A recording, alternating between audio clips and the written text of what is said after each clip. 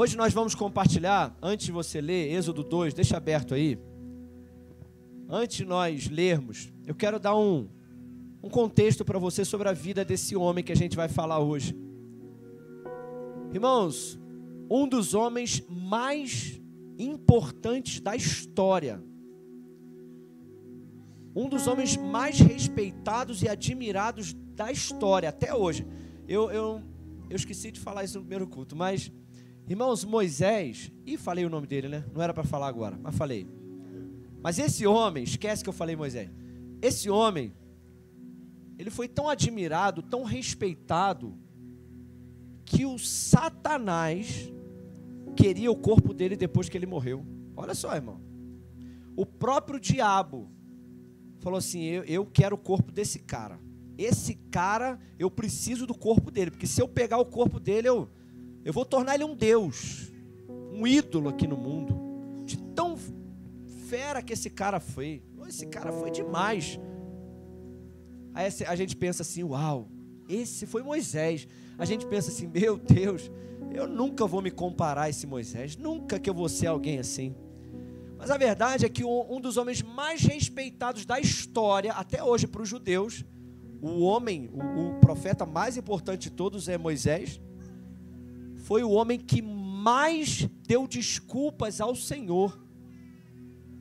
O homem mais respeitado de todos foi o cara que chegou a irritar Deus. Lá em Êxodo, diz que a ira do Senhor se acendeu contra ele de tanta desculpa que ele deu. Então, irmão, tem solução para você ainda. E para mim também. E esse homem nasceu de um nascimento milagroso, né? Eu não tive nenhum, minha mãe está ali, né? Eu não tive nenhum assim, nenhum milagre no nascimento, nasci normal, né? Mas tive vários milagres quando eu era pequeno. Um deles, né, quando eu tinha 3 anos, eu estava minha mãe vai se lembrar disso, né? A gente estava num culto no lar. Culto no lar não, culto em casa, mas era externo. E aí tinha um muro assim de 3 metros de altura. Aí pra você ver como é que eu era, né, irmão? Subi a escadinha do muro, fui lá em cima e pum! Achei que eu era um anjo. Achei que eu podia voar. Não sei o que aconteceu, mas pum! 3 metros de altura. E aí tinha uma senhora lá embaixo, a vó, esqueci o nome dela, eu chamava ela de vó até ela ir para o céu. Eu caí em cima das costas dela, coitada. Tadinha, irmão. Você imagina, ela estava lá no culto, orando, adorando a Deus, de olho fechado, de repente cai uns 60 quilos em cima, porque eu era 3 anos, eu devia de ter aí uns 10 quilos, calma. 60 quilos eu tenho hoje. Calma. Você não entende de física? Você entende de física? A física diz que um corpo de 10 quilos a tantos quilômetros por hora, a 3 metros de altura, ele vai virar 60. Então caiu ali aquele saco ali em cima, aquela criança em cima das... Irmãos, até ela morrer, ela tinha um problema na coluna por causa daquilo, tadinha. Mas ela salvou minha vida, glória a Deus por isso. Então eu tenho esse testemunho de vida. Quem aqui? Alguém tem um testemunho de quando você era pequeno, você quase morreu? Alguém aqui? Deixa eu ver. Olha aí. 1, 2, 3, 15 anos, né? Quase morreu. Aí.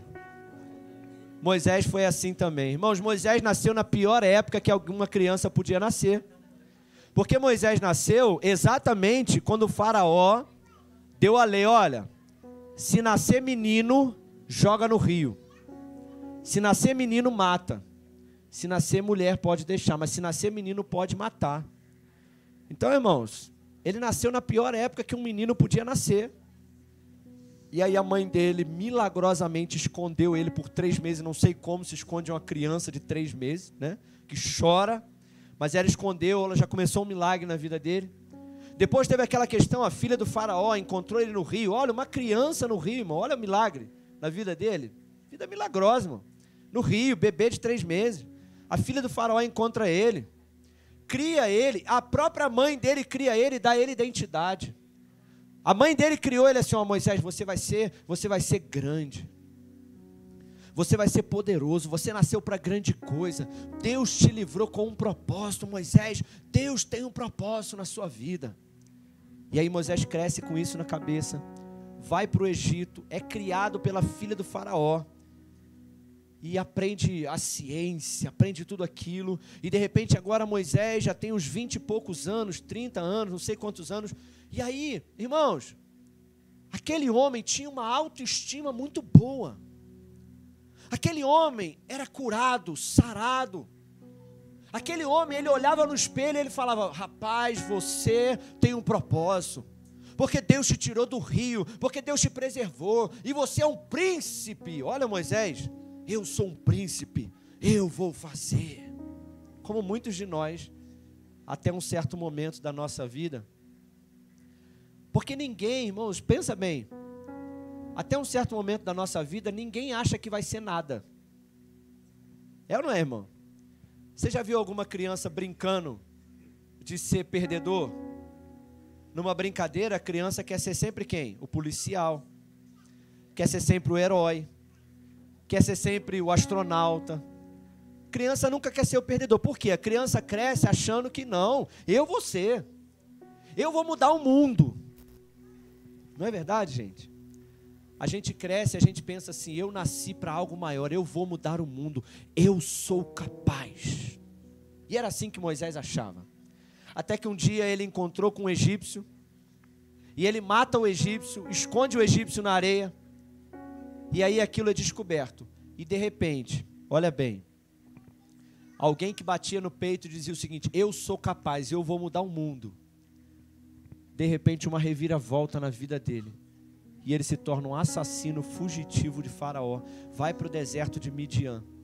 E o tempo vai passando e destruindo a autoestima dele. Porque o tempo é terrível para destruir nossa autoestima. É ou não é? E aí a gente se esconde num deserto. E a gente começa a pensar, eu não vou dar em nada. Sabe aqueles sonhos que eu tinha? De ser feliz, de construir, de mudar o mundo, de Deus me usar. Ah, esquece isso. Isso é coisa de criança, é coisa de adolescente. Agora é a vida real. A vida real é deserto. A vida real é, eu não vou ser nada disso mais. Porque eu não me sinto capaz. Eu me sentia muito capaz, mas as coisas da minha vida vieram batendo tanto, que agora eu me conformei com um lugar isolado no deserto. E essa é a verdade de muitos de nós. Sim ou não, irmãos? A gente hoje se olha no espelho e fala assim, eu não sou nada. Eu sou só um pastor de ovelhas no deserto. É aqui que vai terminar a minha vida. E aí a gente chega aqui, Moisés estava assim. Mas de repente em Êxodo capítulo 3, no verso 10,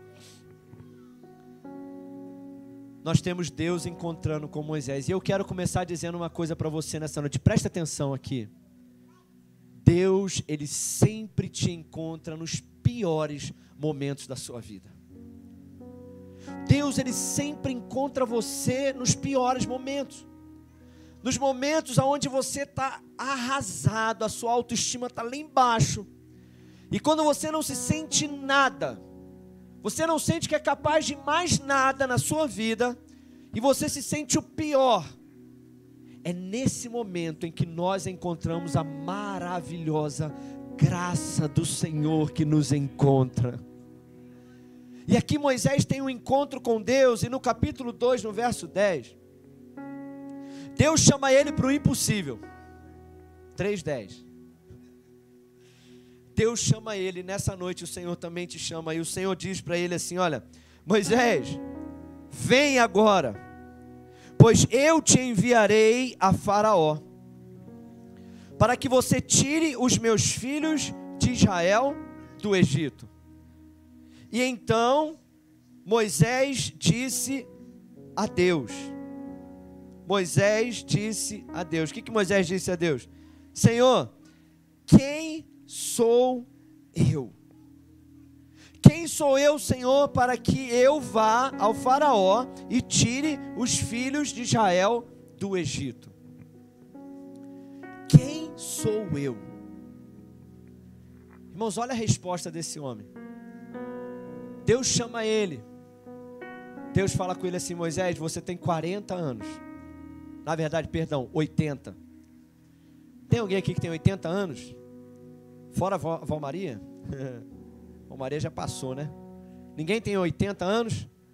Então, glória a Deus, ainda tem esperança para você, amém? Deus encontrou Moisés aos 80. Você pensa assim: não, pastor, quando eu tinha 20, eu tinha esses sonhos aí de fazer grandes coisas e mudar o mundo, mas agora eu já tenho 60, já tenho 40, já tenho 20, agora eu já quero mais a vida real de pagar boleto, não quero nada grande mais, já nem acho que eu sou capaz de nada. Mas o Senhor encontra Moisés e fala assim: Moisés, eu estou te chamando para que você faça coisas que você nunca imaginou na sua vida. Eu quero que você faça o impossível. Eu quero que você vá e liberte o meu povo do Egito. E imediatamente a resposta de Moisés não foi bater no peito e falou: estou pronto, Deus, me manda. É para onde? A resposta de Deus foi a resposta de Moisés foi: quem sou eu, Senhor? Senhor, eu não sou capaz. E aqui a gente entra, meus irmãos, no poder da graça de Deus. Irmãos, nós sempre imaginamos que Deus está chamando pessoas fortes, pessoas capazes, pessoas que olham e falam: Senhor, sim, Senhor, me manda para onde for, que eu sou capaz. Eu bato no peito e eu vou, eu faço, eu aconteço. Irmão, se você acha que você é capaz, esse lugar não é para você. Se você se acha bom o suficiente, se você se acha capaz do chamado de Deus para a sua vida, se você entrou aqui e tudo na tua vida você se acha bom o suficiente para fazer, e você olha no espelho e fala: você é bom. Então, irmãos, eu sinto muito, você não está no ponto ainda. Porque o ponto de Deus, o ponto da graça de Deus, o ponto do encontro de Deus é exatamente quando você diz: Senhor, eu sou absolutamente incapaz de fazer aquilo que o Senhor está me pedindo para fazer. Eu vou te falar uma coisa, irmãos, essa igreja aqui não vai ser conhecida como a igreja dos talentosos, a igreja dos capazes, a igreja daqueles que batem no peito e dizem que são.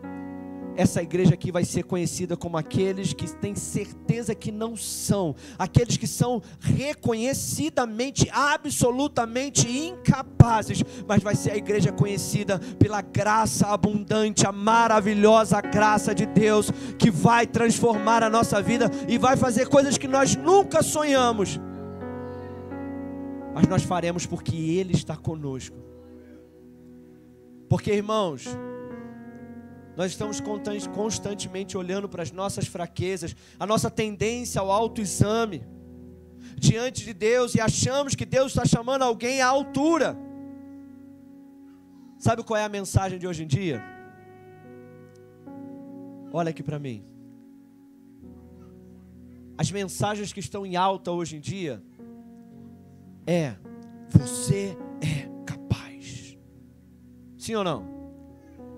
A mensagem que está em alta hoje em dia: não, você é bom, você tem capacidade, você tem habilidade, você vai fazer, você vai mudar o mundo. E aí você fala assim: não, eu não sou capaz. E as pessoas dizem: não, você é capaz. Se Moisés estivesse vivendo o dia de hoje, Moisés falasse: eu não sou capaz, de repente ia levantar um coach, ia falar assim: vou te vender um curso de 3 meses para você saber, você é capaz. Vou usar PNL, reprogramação mental, e você acreditar na sua capacidade. Glória a Deus, isso é uma bênção, mas essa não é a mensagem da graça. A mensagem da graça é Deus dizendo: você não é capaz, por isso eu te chamei. Você sabe o que Deus disse para ele? Êxodo capítulo 3, verso 12. Êxodo 3:12, Deus responde a fraqueza de Moisés, e Deus não diz assim: você é capaz. Moisés fala assim: Senhor, quem sou eu? Eu não sou capaz. A resposta de Deus é exatamente o ponto da graça de Deus. Deus diz o seguinte a Moisés: Moisés, certamente eu serei contigo. Moisés, eu serei contigo, e esse é o sinal para ti que eu te enviei. Quando você tiver tirado o povo do Egito, vocês servirão a Deus, a mim, nesse monte. A mensagem atual, a mensagem que todos querem ouvir é: foca na capacidade humana, foca na autoajuda, foca no esforço próprio, foca na sua capacidade. Você vai conseguir, você vai conseguir, você vai conseguir. Só que, irmãos, a verdade é que isso não funciona. Isso não está dando certo, irmão. Porque a verdade é que quanto mais as pessoas falam que nós somos capazes, parece que mais a gente se sente incapaz. Mais alguém? Mais alguém assim? Ou só eu? Parece que quanto a gente mais a gente ouve essas mensagens, parece que não alimenta. Parece que não muda. De repente, não, é verdade, de repente uma mensagem motivacional dessa, a gente sai do culto assim: eu sou capaz, eu sou capaz, eu sou capaz. Aí acorda no outro dia: eu não sou capaz, eu não sou capaz. Veja que Deus não disse: Moisés, você é capaz, eu vejo potencial em você. Não, Deus disse: Moisés, é verdade. Rapaz, você é uma bagunça, cara. Rapaz, você não tem a menor condição de resolver nem os teus problemas, quem dirá libertar o povo do Egito. Mas sabe de uma coisa, Moisés? Eu irei com você. É sobre isso que você tem que confiar. Você tem que acordar de manhã e você não tem que olhar no espelho e dizer: vamos mudar isso, irmão, vamos ir contra o mundo. Vamos parar de olhar no espelho e dizer: eu sou capaz, eu sou bonito, sou forte, corajoso, eu vou vencer o mundo.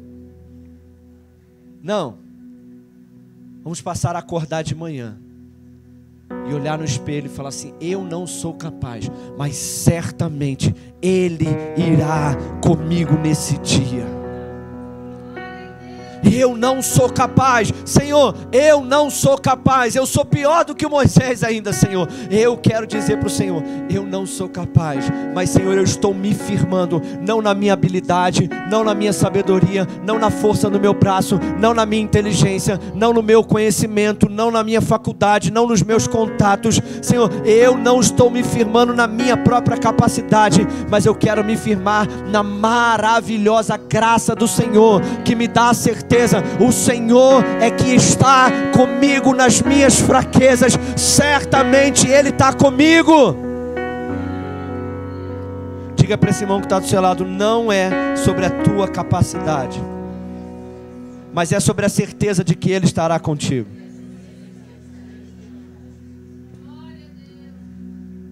Guarda isso aqui. Deus nos chama para realizar o impossível, para que a única forma de realizar seja através do relacionamento com Ele. Você entende isso? Deus te chama para realizar o impossível. Como? Só tem um jeito: se Ele estiver comigo. Vou te dar alguns exemplos aqui. Deus nos chama para sermos santos. E aí é que muitos falham, porque dizem o seguinte: não, eu vou vencer o pecado, eu consigo vencer o pecado. Quem consegue vencer o pecado no mundo corrompido por ele? Pastor, como que eu venço o pecado? Certamente Ele está contigo, porque Ele está contigo, você vence. Senão você não vence, irmão. Ele nos chama, querido, para sermos pais e mães. Quem é pai e mãe aí? Deixa eu ver. Irmãos, que missão impossível, hein? Que missão impossível criar um filho. Filho não vem com manual de instrução. E se viesse, tinha que vir com um manual personalizado para cada um, porque não é igual televisão. Televisão é tudo igual. É feito em escala, né? Agora filho não, irmão. Nasce um é de um jeito, nasce outro é de outro. Nasceu uma menina, falei, misericórdia. Aí criei até os 15, falei, agora eu sei. Agora eu sei criar filho. Aí nasceu um filho, falei, agora? Já não sei mais o que eu faço, né? Glória a Deus, que Deus me deu graça, que a minha está com 22 anos, está aí na presença do Senhor. Mas se você pensa assim, pastor, então grava um curso agora. de como criar filho? Eu não sei, irmão. Sabe por quê? Porque eu criei a minha, mas a tua é diferente da minha. Então como é que a gente faz? Irmão, se o Senhor não estiver contigo, você não é capaz de criar bons filhos para o Senhor. O Senhor chama os maridos para coisas impossíveis.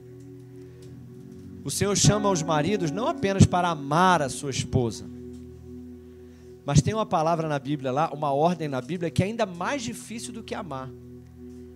A Bíblia diz no livro de Colossenses, se eu não me engano, maridos, não se irritem contra as suas esposas. Irmão, pensa numa coisa impossível. É impossível, irmão. É impossível. Pastor, mas e como é que eu vou seguir a Bíblia se a Bíblia diz? Irmão, Ele estará contigo, aleluia. Amém, irmãos? Como é que eu consigo, pastor, não me irritar com a minha esposa? Irmão, você tem que se relacionar com Ele. Todo dia que você acordar do lado da sua esposa, acorda e fala: Senhor, certamente o Senhor está comigo. Aleluia. Mas o Senhor também chama as esposas para amar, honrar, obedecer, se submeter ao seu marido. Que coisa difícil, hein, irmãs? Não, não é difícil, é impossível. Como as irmãs conseguem amar, honrar e se submeter aos seus maridos? Como? Certamente Ele tem que estar contigo, irmã. Ele tem que estar contigo. Porque se Ele não estiver contigo, você não é capaz de ser uma boa esposa. Quem concorda comigo? Ele nos chama a amar pessoas, a encorajar, a ensinar, pregar o Evangelho. Quem é que acha coisa fácil pregar o Evangelho na escola? Você acha? Quem acha impossível para você? Para você. Pregar o Evangelho na faculdade, pregar o Evangelho lá no teu trabalho. Quem acha coisa impossível ao homem? É impossível, irmão. Pastor, mas como que eu vou fazer isso? Você não é capaz, mas certamente o Espírito Santo está contigo. Ele te capacitará. Irmãos, Ele te chama para pregar, curar os enfermos. Ele te chama para expulsar demônios, Dani. Não, eu? Não, pastor, eu curar enfermo? Não, pastor. Deixa para o pastor Mário na live. O médico dos médicos vai operar. Deixa para ele. Não, irmão. Deus chama. Pastor, mas quem sou eu para curar enfermo, pastor? Eu mal consigo curar minha dor de cabeça quando eu estou. Quem concorda comigo? Quem aqui se acha capaz de curar o enfermo? Ninguém, irmão. Mas então, pastor, por que Ele me chamou para curar o enfermo? Porque Ele disse: eu estarei com você todos os dias da sua vida. Ele te chama para fazer coisas maiores do que Ele já fez. Como assim, Rafael? Eu, um comedor de angu, hein, irmã Tereza? Né? Irmã Tereza, eu mal sei fazer um ovo. Estou falando. Eu sei fazer miojo, mas não como. Então não conta, porque eu não gosto. A única coisa que eu faço em casa, Marquinhos, é ovo mexido. Todo dia de manhã um ovo mexido, para manter essa forma, né, irmão? Irmão, é a única coisa que eu sei fazer. Aí Deus pega um cara que mal sabe fazer um ovo mexido e fala assim: João, você fará coisas maiores do que eu. Eu falei: não, que isso, Senhor? Quem sou eu? Ele fala: você não é, mas eu estarei contigo. E porque eu estarei contigo, você vai fazer coisas maiores do que eu fiz. Ele nos chama até para ressuscitar mortos. Ele disse isso. Irmão, sem Ele é impossível fazer nada. Por isso João capítulo 14, verso 4 diz: eu sou a videira, vocês são o ramo. Sem mim nada podeis. Sem mim nada podeis. Então, irmãos, para de olhar para você. Para de olhar e olhar para a tua fraqueza. Para de olhar para aquilo que você não é. Para de olhar para aquilo que você não consegue. Porque é verdade, você não consegue. E comece a orar constantemente para o Senhor e dizer: Senhor, eu realmente não consigo, mas o Senhor está comigo hoje, o Senhor está comigo amanhã, o Senhor está comigo na dificuldade, o Senhor está comigo em cada luta da minha vida, e porque o Senhor está comigo, eu irei e farei aquilo que o Senhor está me pedindo. Porque não tem a ver comigo, Senhor, tem tudo a ver com a Tua graça sobre a minha vida. O Teu favor imerecido me capacita para ser quem o Senhor me chamou para ser. Diga para esse irmão que está do seu lado: meu irmão, não tem nada a ver com você. O chamado de Deus será sempre maior do que a sua capacidade. O chamado de Deus será sempre maior do que a tua capacidade. Você sempre se sentirá menor do que aquilo que Deus está te chamando para fazer, para que a glória seja sempre dele e não tua. Quem está entendendo aqui? Mateus capítulo 28, verso 10, o Senhor diz: eis que eu estarei contigo todos os dias, até a consumação dos séculos.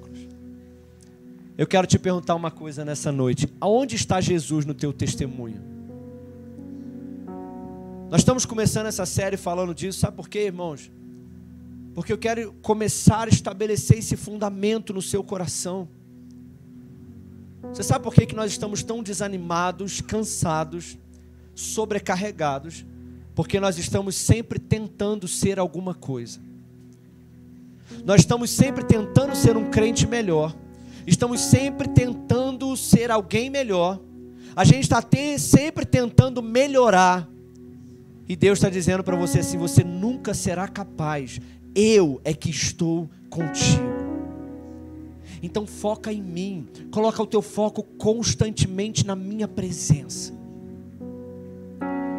Irmãos, é por isso que eu te falei que eu tenho debruçado sobre isso. E os meus pensamentos têm estado constantemente no Senhor. Toda vez que eu começo a fazer aquele autoexame e aquele sentimento de, como é que é? Introspecção. Quem conhece introspecção?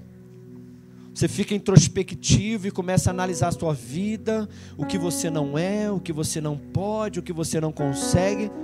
Toda vez que eu me pego assim agora, eu olho para Jesus. Jesus, o Senhor é.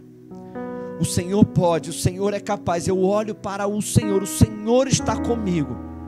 E é sobre essa presença que eu tenho caminhado na minha vida. Aonde está Jesus no teu testemunho? Escuta uma coisa que eu vou te falar. Me preocupa duas coisas nos testemunhos. Uma vez o Júnior compartilhou isso comigo e é verdade. Me preocupa que muitas pessoas, quando contam o seu testemunho, eles contam com um ar, parece até de orgulho. Já viu gente contando o seu testemunho assim? Rapaz, tu tinha que ter me conhecido antes, rapaz. Rapaz, eu era brabo. Eu bebia, eu fumava, eu cheirava, eu fazia, eu acontecia. Eu era conhecido como o pior do bairro. Já viu aqueles testemunhos do bruxo, né? Que sempre tem o bruxo pior, né? Do testemunho, já viu aquela coisa assim, né? Não, eu era o bruxo mais poderoso do Brasil. Não, era eu que não sei. E tem gente que sempre tem um testemunho pior. Não, eu bebia de cair. Aí parece que tem um... Né, Júnior? Né? A gente já conversou sobre isso, né? Parece que a pessoa conta até com um certo orgulho. E isso me preocupa. Porque uma coisa é contar o seu testemunho, outra coisa é contar com alegria. Porque quando você conta o seu testemunho do passado, você tem que contar com vergonha, tristeza e arrependimento. Porque você tem que saber que o seu testemunho anterior, ele ofendeu a Deus de tal forma que não tinha nenhum orgulho naquilo que você viveu antes. Então você não tem que ficar falando toda hora do seu testemunho, mas se for necessário, conte, mas conte entre os dentes, com lágrima nos olhos. E outra coisa que me preocupa é gente que conta o seu testemunho assim, ó. Olha, eu era da pá virada, mas agora eu estou melhorando. E eu sou assim meio pá virada. Eu estou bem melhor. Eu estou me tornando uma pessoa melhor. Rapaz, você não me conheceu no mundo aí, irmão. Eu batia, eu acontecia, eu fazia. Agora eu sou meio violento. Só bato se me irritar muito. Mas olha, eu estou bem melhor. A cada reunião que a gente faz aqui, eu estou melhorando. Aquilo parece uma reunião do AA, irmão. Não, tem vezes que as pessoas se reúnem num grupo assim, parece uma reunião dos pecadores anônimos. Nós estamos melhorando, nós estamos nos tornando pessoas melhores. Que nada, irmão. Se esse é teu testemunho, irmão, esquece, daqui a pouco você vai desviar de novo. Agora, o testemunho verdadeiro é o seguinte, irmão: antes de Jesus, eu não era nada, eu não era ninguém, eu não tinha nada, eu era terrível, mas Jesus entrou na minha vida, Jesus mudou a minha história, Jesus tem me mudado a cada dia, Jesus na minha vida, e sem Ele eu sou pior do que eu era antes. O testemunho de Moisés não era eu melhorei, o testemunho de Moisés era Deus entrou na minha história, rapaz, Deus me levou para o Egito, Deus me fez falar com o faraó, Deus com mão forte e poderosa me tirou de lá, Deus fez eu abrir é tudo Deus na minha vida, não tem nada de mim. O nosso testemunho tem que ser Jesus, Jesus, Jesus e a sua graça em nossas vidas. Pergunta para esse irmão: onde é que está Jesus no teu testemunho, irmão? Para com esse negócio de eu estou me tornando uma pessoa melhor. Aqui não é lugar de se tornar pessoa melhor. Aqui é lugar de morrer e viver pela graça de Deus. E eu quero ler esse texto com você. Abra sua Bíblia comigo em 2 Coríntios capítulo 12. Nós não estamos melhorando. É Jesus que está cada dia se manifestando nas nossas vidas. Eu não estou me tornando uma pessoa melhor. Eu estou, na verdade, me tornando mais parecido com Jesus. Sim ou não, irmãos? O alvo não é se tornar uma pessoa melhor, Tiago. O alvo, Júnior, não é se tornar uma pessoa melhor, é se tornar parecido com Jesus. 2 Coríntios 12, 9 diz assim. O apóstolo Paulo diz: mas então o Senhor me disse: a minha graça é suficiente para você, pois o meu poder se aperfeiçoa meu poder se aperfeiçoa na força não, irmão. Naqueles que têm autoestima, não. Naqueles que se acham bons, naqueles que se acham capazes, não. A maravilhosa graça, ela se aperfeiçoa na tua fraqueza. Tem um celular tocando aí. Se não for Jesus, não atende agora não, hein? Portanto, eu me gloriarei ainda mais alegremente nas minhas. Tem gente que só sabe falar das suas qualidades, né? Das suas conquistas, das suas. Mas Paulo falou: eu me alegrarei e me gloriarei nas minhas fraquezas. Sabe por quê? Para que o poder de Cristo repouse sobre mim. O poder de Cristo não repousa sobre os fortes. O poder de Cristo repousa sobre os fracos. E eu quero ler uma outra tradução. Escuta isso, não está aqui. Escuta agora, preste atenção. A tradução da Bíblia Viva diz assim: cada vez que eu orei, o Senhor me disse: não. Mas eu estou com você, e isso é tudo que você precisa. O meu poder se revela melhor nos fracos. E agora então eu me sinto feliz em me gloriar de ser fraco. Eu estou feliz em ser uma demonstração viva do poder de Cristo, em vez de me alardear do meu próprio poder e os meus talentos. O Senhor está comigo, e aonde eu estou fraco, e quanto mais eu me sinto incapaz, mais o poder do Senhor se manifesta na minha vida, e o poder de Cristo repousa sobre mim. E quanto mais eu me sinto fraco, mais forte eu sou, porque a graça do Senhor, ela repousa melhor sobre os fracos. Que nós sejamos uma igreja que se gloria nas suas fraquezas, que nós sejamos a igreja dos fracos, mas que o poder de Deus repouse sobre nós, e cada dia mais e mais e mais e mais e mais, e nós vamos colocar os nossos olhos nele, e o nosso foco não vai estar nem nas minhas fraquezas, nem muito menos nos meus talentos. Nem naquilo que eu sou ruim, nem naquilo que eu sou bom. Em tudo na minha vida, no que eu sou ruim e no que eu sou bom, eu quero glorificar a Jesus e dar a Ele a glória e o louvor sempre na minha vida. Tudo que acontecer de ruim, eu vou olhar e falar: Jesus, o Senhor está comigo. Mas tudo que acontecer de bom, eu vou falar: Jesus, é porque o Senhor está comigo e por isso eu te louvo. O meu foco não está em mim, nunca, jamais. Eu não quero ficar pensando em mim mesmo. Eu quero pensar, meditar, refletir, contemplar a tua glória, a tua força, a tua grandeza, o teu poder, a tua maravilhosa graça. Sem o Senhor eu não consigo e não sou nada, mas o Senhor é em mim. Se coloca de pé no seu lugar. O Evangelho da graça é Cristo em nós. O Evangelho da graça não é sobre homens habilidosos e talentosos. O Evangelho da graça é Cristo em nós, a esperança da glória. A graça não é sobre nós, é sobre Ele estar conosco. Então tire foco de você e coloque o foco em Jesus. Quanto mais nós pensamos em nós e olhamos para nós mesmos, mais deprimidos, fracos e decepcionados ficamos. Mas quanto mais olhamos para Cristo, mais fortalecidos e encorajados ficamos. Maravilhosa graça, Ele está comigo. Feche os seus olhos. Feche os seus olhos e diga assim comigo: maravilhosa graça, eu não sou capaz, nunca serei capaz, mas Ele está comigo. Nós vamos decorar um versículo esse mês. Todos os domingos nós vamos repetir ele e nós vamos decorar juntos esse versículo, Efésios 2:8. E eu quero que você repita ele comigo.